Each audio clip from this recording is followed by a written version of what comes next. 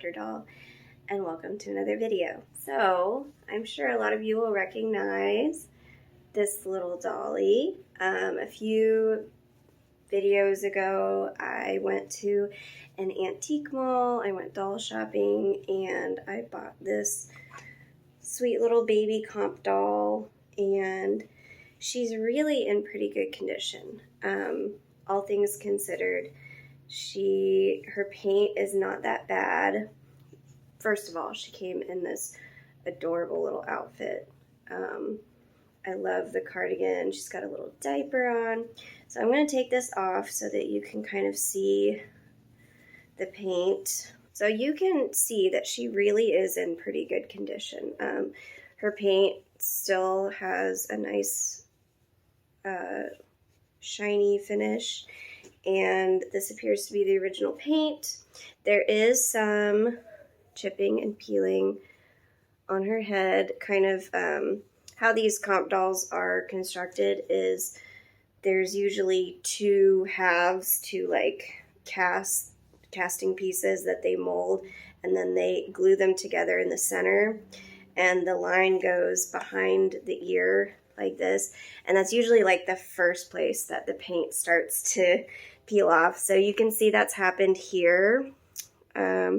There's a chip missing there. Right here you can see that it's really kind of coming off there, but right there along that fracture line, that's super duper common.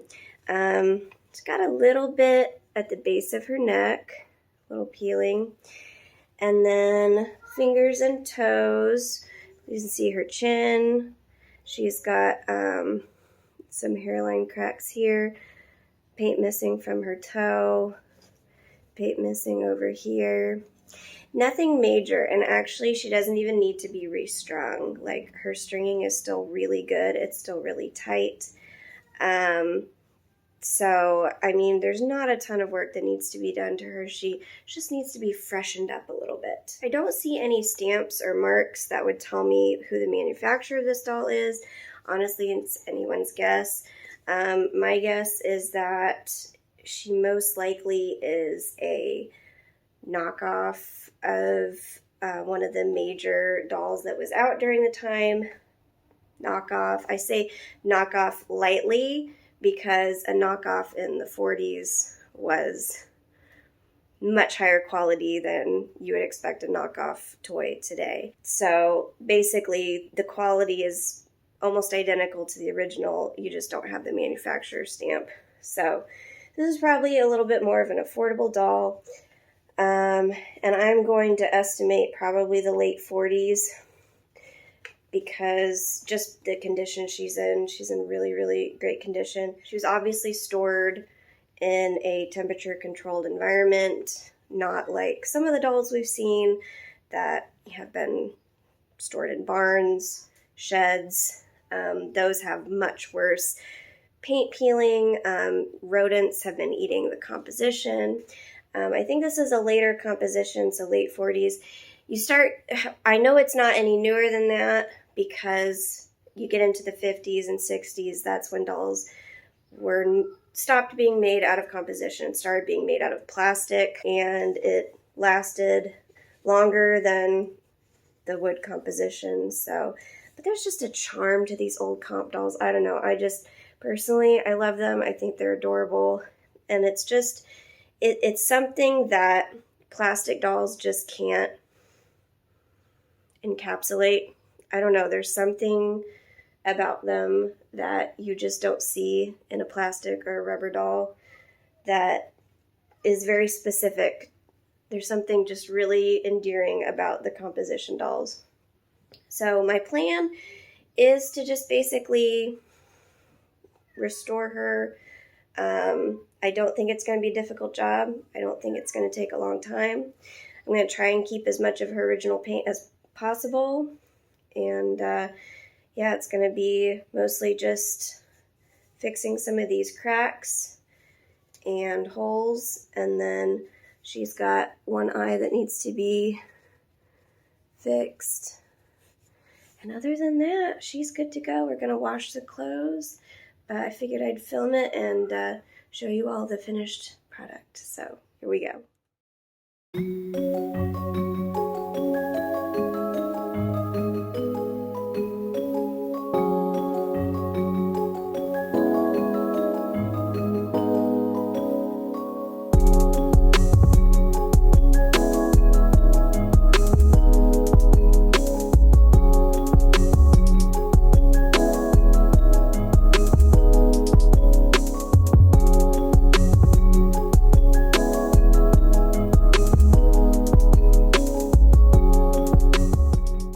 Because composition dolls are made up of mostly wood shavings or sawdust, you don't want to clean them with water. I picked up this tip from Carol from the channel Carol's Current Obsessions, where she talks about using wood filler to clean your composition dolls.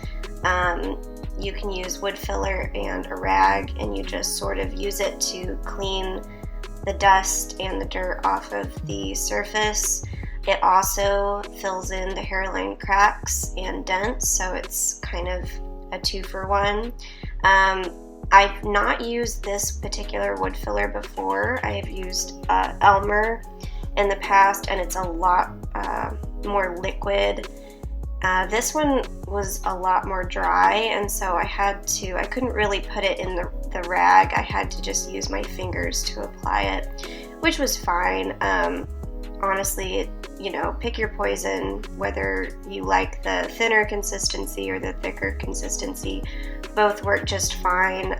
Both dried in about the same amount of time, so it's really just kind of whatever you prefer or what's available to you.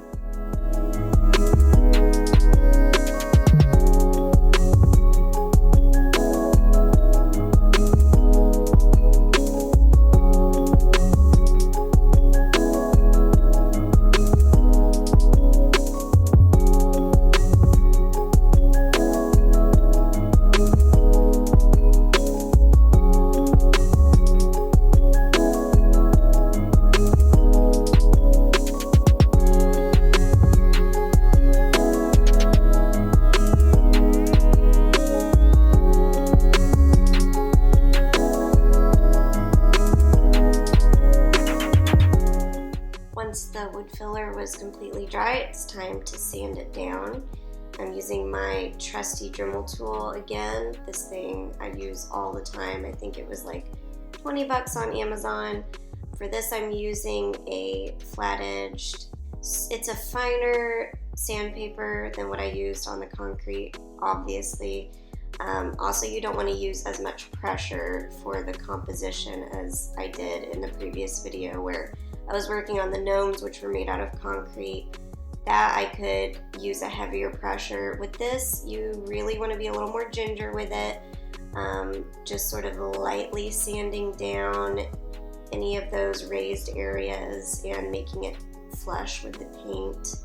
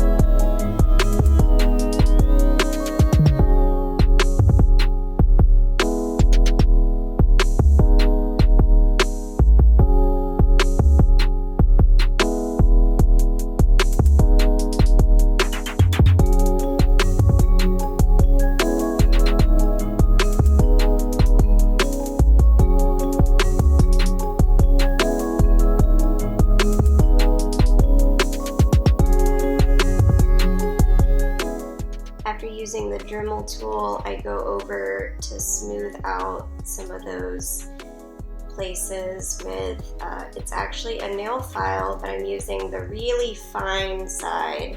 So just to, like on the face and the chin, just where I want it to be really, really smooth.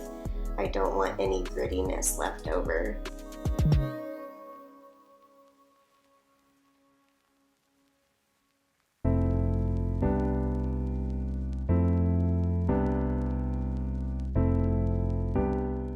On day 3, it's time to paint. I tried to mix some colors to get as close to the original skin color as possible, and I'm going to do 2 coats of that over the entire doll. I really wanted to keep the colors as true to the original as possible. Struggled a little bit with the hair. It's kind of that, it's not really blonde, it's not really red, it's sort of this orangey, strawberry blonde color, but I'm pretty happy with the colors I ended up with.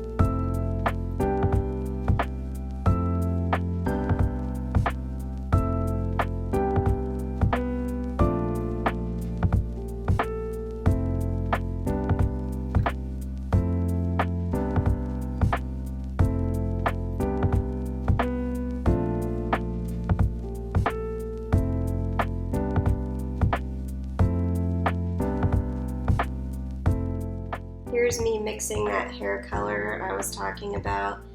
It took several tries to get an exact match to the original paint. Once I felt like I had a good match, I made a darker shade and a lighter shade. I put the darker shade down first as a base coat, and then I went in with a finer brush and did some highlights with the lighter shade, and then I went back over again with an even finer brush with the darker shade just to give the hair some depth and dimension. One of my biggest pet peeves when people repaint these old comp dolls is they only paint the hair one color and it just looks very flat and lifeless. So I really tried to avoid that.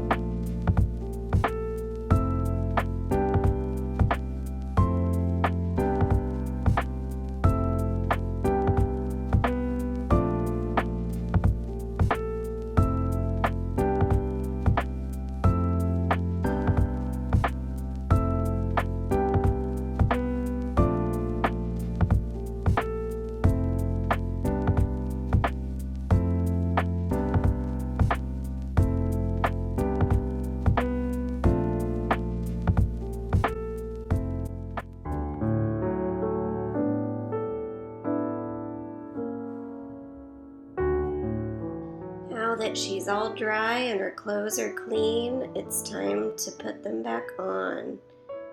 So you can see that the gloss is dried and it looks so shiny and pretty. Let's go ahead and put her diaper back on and her cute little dress. A lot of dirt came out of that dress. I don't know if you remember in the beginning of the video, but it used to be yellow and now it is pure white.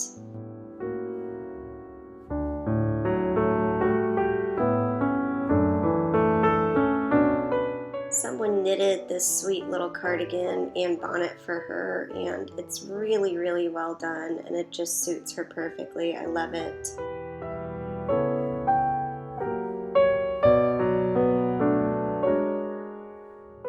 And here she is, all finished. So not an enormous transformation, but you can definitely see a difference, especially in the face. She's a lot more pigmented with the fresh paint, a little bit glossier. I love how the hair came out. I think it looks really dimensional and not flat. And we smoothed over where the paint was chipping and peeling. That is gone. So just kind of gave her a new lease on life and made her all nice and new again. She's still got her outfit she came in. She's got her little diaper underneath. And I just love her. I adore her. I am not planning on selling her. She's just going to be part of my collection. Thank you for joining me on this journey of restoring her. And I hope you enjoy. See you next time, guys.